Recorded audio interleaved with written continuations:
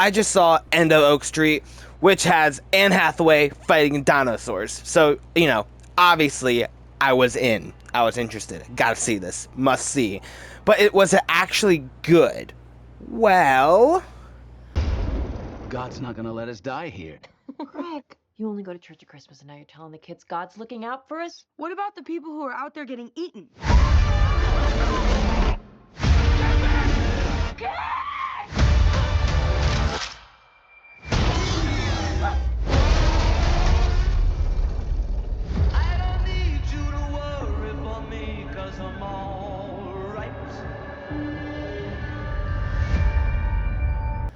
I would say yes. I thought End of Oak Street was a whole lot of fun. So, just so the actual like dino action in it is like a whole lot of fun, and it does kind of remind me a little bit of like the really good Jurassic Parks, and it just had me. I did a good job of having me at the edge of my seat because I actually was kind of worried for these characters, not right away, but I eventually did get worried for them. And speaking of other characters, the characters were actually like really good in this movie too. They didn't feel like they actually had substance to them, and that they made me actually care about the characters.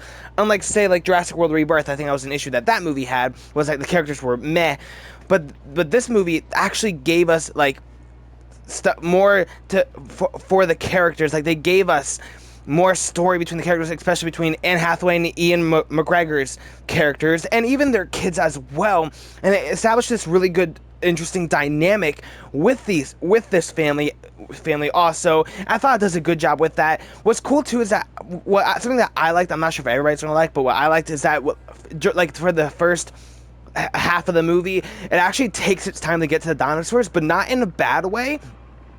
In a way that, to my opinion, helped build the tension, because like we know that something mysterious is going on, something dangerous is happening, and we see like like remnants of like something was here, something deadly was here, but we don't know what it is. And just that alone, I thought helped build the anticipation. Like, oh my goodness, I'm getting nervous for these characters.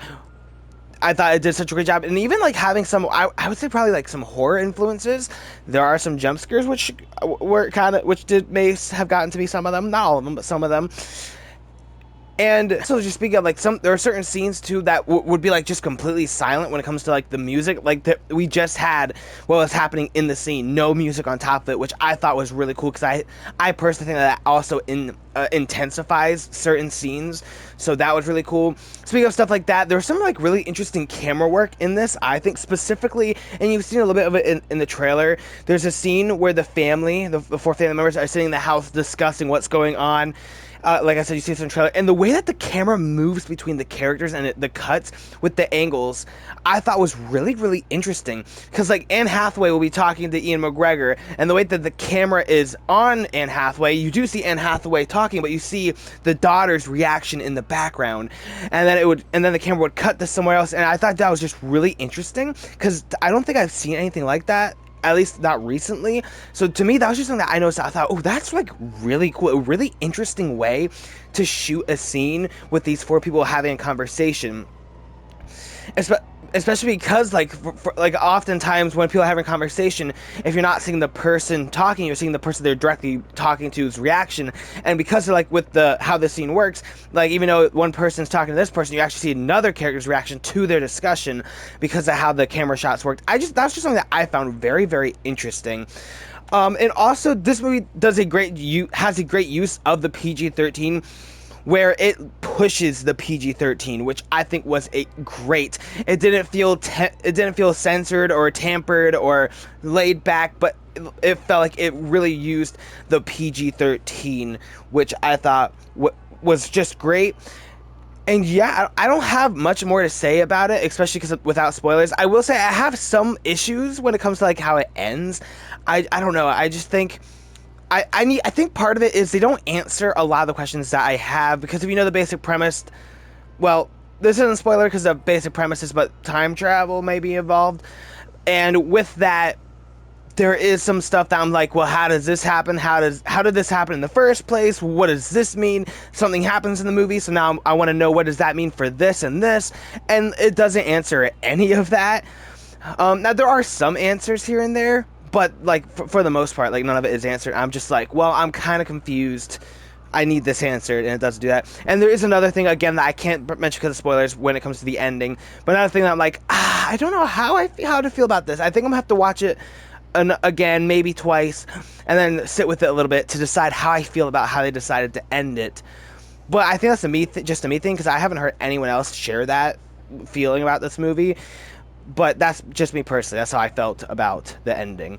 But yeah, overall, a great movie. And also, I want to point out, too, that the acting was also great. I mean, Anne Hathaway and Ian McGregor, I mean, this shouldn't be a surprise. They're awesome. I mean, we just saw Anne Hathaway in The Odyssey, where she gave an Oscar-worthy performance.